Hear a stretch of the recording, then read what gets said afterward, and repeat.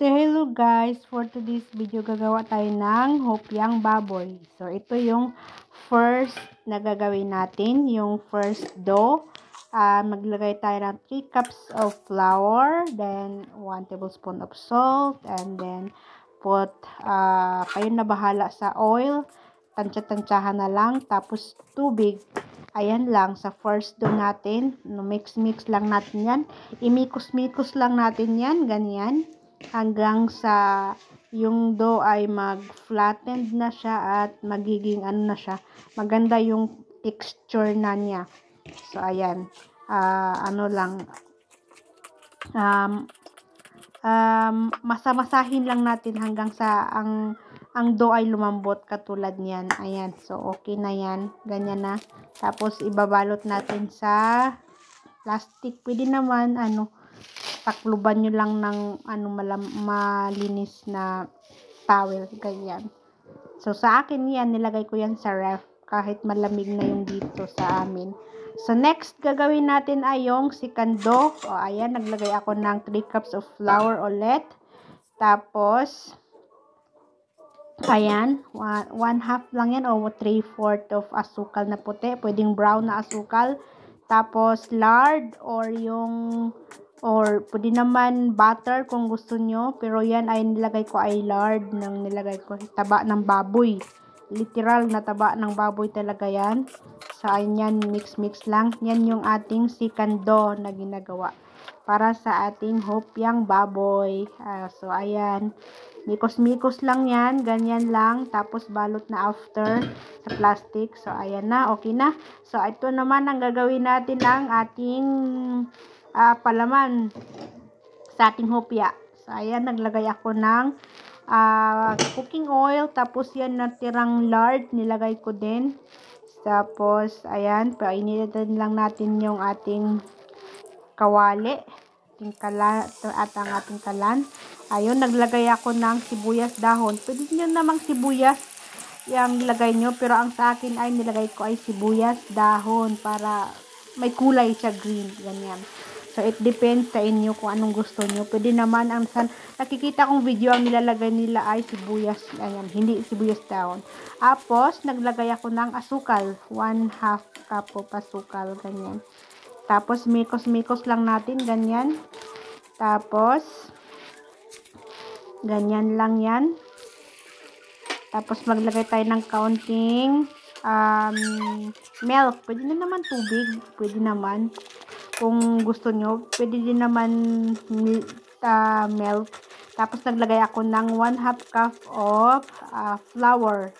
Ayan. So, ayan na yung ating palaman sa ating hopyang baboy. Ayan yung siya. So, pag ganyan na yung texture niya, pwede na yan. Hanguin nyo na. Kasi para hindi masunog yung ilalim. Ayan, no. Dapat mahina lang yung apoy. So, ayan na. Fast forward. Ito na tayo. So, ayan na yung pinalamig natin ng dalawang dough. First dough. Yan yung first dough natin una. Ayan yung ating unahin sa mikos-mikos. Ayan. So, ipa-flatten na natin yung ating first dough. After ng first dough ay ilalagay na natin ng ating second dough. Ayan. So, ano lang siya, parang ipapalaman mo siya sa first dough. Ganyan. Ganyan. Tapos, ganyan lang yung ginagawa ko. Fast forward. Diba ang bilis? Ganyan lang siya. Tapos, ganyan. Ganyan lang. Diba? Dali lang naman, tignan mo. Ang bilis-bilis ko nga tignan mo. Oops. Tapos na. Ayan na, fast forward. Ito na tayo. Nakakatuwa. Tapos, ayan na siya. Yan yung pinalambot natin kanina na. Nilagay ko din yan sa ref kahit malamig na dito. So, ayan. Ayan na yun siya. Tapos, atin na yung hiwa-hiwain. So, depende na sa size. Bahala na yan. Ako lang din naman kakain yan. So, ako lang din ma-high blood sa ating ginagawang hopyang baboy. Ayan na siya. So, hindi talaga yan magkaparehas ang cut ng paghiwa ko niyan. Hayaan mo na. Tapos, ayan lang. Ganyan lang yan siya. Imimikos-mikos mo lang yan. Ganyan. Hindi naman yan pambinta, basta mamikos-mikos mo lang, okay na yan. Tapos, ganyan, binibilog-bilog ko pa nga kaso napagod na ako sa kakabilog, so hinayaan ko na lang, ganyan, 'di ba? Kasi kapagod ayan na, okay, finlatin ko na, ayan. At dahil ang ating ginamit ay lard, no, at malamig dito sa amin, medyo tumigas yung ating yung ating pinalaman kanina, 'di ba? Kanina ang lambot-lambot. Kaso okay lang 'yan kasi ilulutuin pa naman natin yan. So lalambot din naman 'yan. So ganyan lang 'yon ang aking pag-form ng paggawa ng hopya. So ganyan lang. O 'di ba? Madami 'yan. Ako lang kakain 'yan. Di naman sila kakain 'yan dito. Ganyan lang yan siya. Pa-flat mo lang siya, tapos ganyan, no. Pwede naman bilog, depende naman sa inyo yan. Pero sa akin, ginawan ko ng design. So, ganyan. Ovak. Tako, o, diba? Ganyan lang siya. O, namikos-mikos ko na. Diba? Ganyan lang. O, ayan. Ganyan lang siya. Ganun lang naman siya kadali. Diba? Oops, nagkamali, ayan na pala, so binilog ulit. Ganyan lang. Pero for sure naman masarap yan. Kita nyo mamaya pag maluto na yan. Nakakatakam, tsaka sarap niyan, partner sa kape. Kaya gumagawa ko niyan kasi nga, namimiss ko na kasi yung naisip ko kasi parang sarap ng hopyang baboy, Tapos sabi ko, gagawa nga ako ng hopyang baboy. Total, meron naman kami ditong lard, yung literal na taba talaga ng baboy. So, ayan. 'Di ba kasi nakaka-high blood naman yan talaga naman. Ako lang kakain yan. So, kain ako nan isa, dalawa lang, ganyan. Pwede na. Pag merienda, midnight snack sa gabi, ganyan. Pero gumawa lang talaga ako ng content nito kasi pang content ko nga sa YouTube. 'Di ba? Kung tutuusin, tinatamad talaga akong gumawa ng mga kung anik-anik ba, pero for the sake of pang aking YouTube ay ayan na, nakagawa ako ng hopyang hindi oras, 'di ba? Pero gumawa din ako niyan last year, pero hindi ko kasi yun na video kasi tumigil ako noon that time sa pag vlog. So ayan. So ngayon naman naisip ko na why not i-vlog ko ulit yung gagawin kong hopyang baboy. So ayoko na kasi gumamit ng music kasi alam niyo na ma-CPR. So boses ko na lang yung gagamitin kong magyayaw-yaw dito. Okay na yun kaysa sa naman masi-CPR, 'di ba? Tapos pag ma-CPR, i-mute ko na naman. O 'di ba? So wala na music, mag-amang-amang na lang tayo. Okay. So boses ko na lang ang aking boses ko na lang aking gagamitin, bahala na diyan. So ayan na. Ganyan lang ang paggawa ng ng hopyang baboy na nakaka-high blood. At totoong taba talaga ng baboy nilagay ko dyan. Ay sos, hindi ba naman sasakit ang batok mo dyan? Ay aywan ko na lang. Ayan.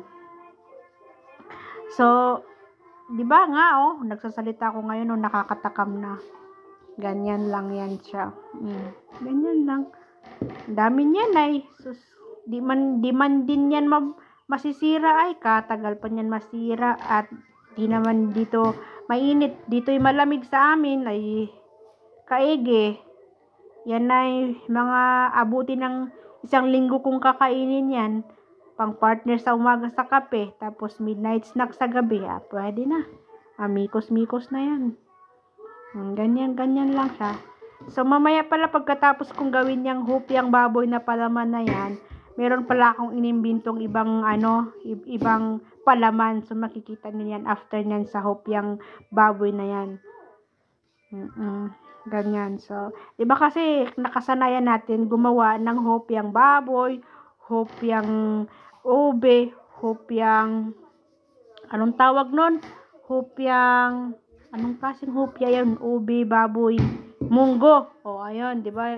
Mostly yan tatlo talaga yun yung hopya natin sa Pilipinas, yung munggo, hopyang baboy, tsaka ube. So ayan yung pero ang pinakasikat talaga is hopyang baboy. So, meron akong ginawang ibang invento na palaman na instead of hopyang munggo or hopyang ube, so gumawa ko ng ibang version ko naman yon. So, makikita nyo after this na pagkatapos ko na. So, ayan na siya. Tapos na. Tapos na nga. O, ayan na siya. Ilalagay ko na siya sa pan.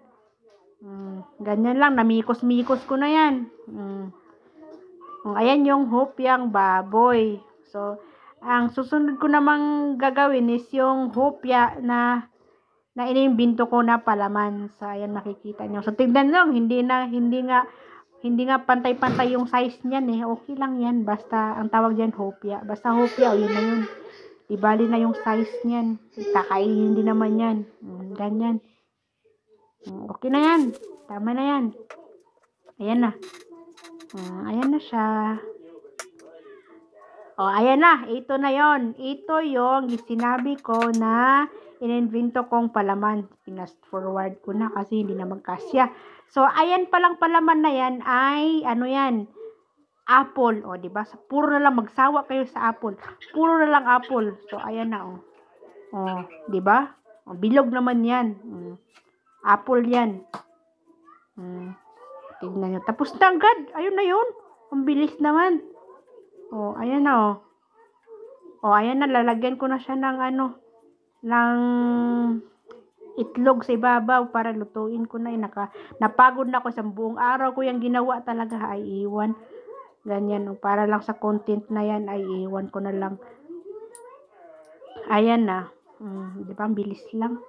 Pero yan talaga, yung bilog na yan, hopyang yan, version ko lang yan, hopyang yan, hopyang apple. Ayan na.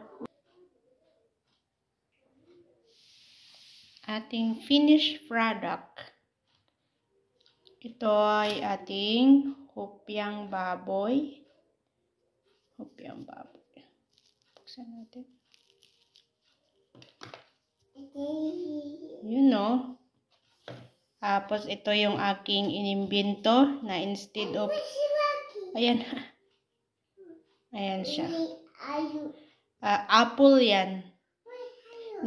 Di ba yung iba kasi naglalagay sila munggo, hopyang munggo, hopyang ube. Ito, hopyang apple. Ayan siya. Dumikit kasi. Ayan lang siya. Ang aking finished product na hopya.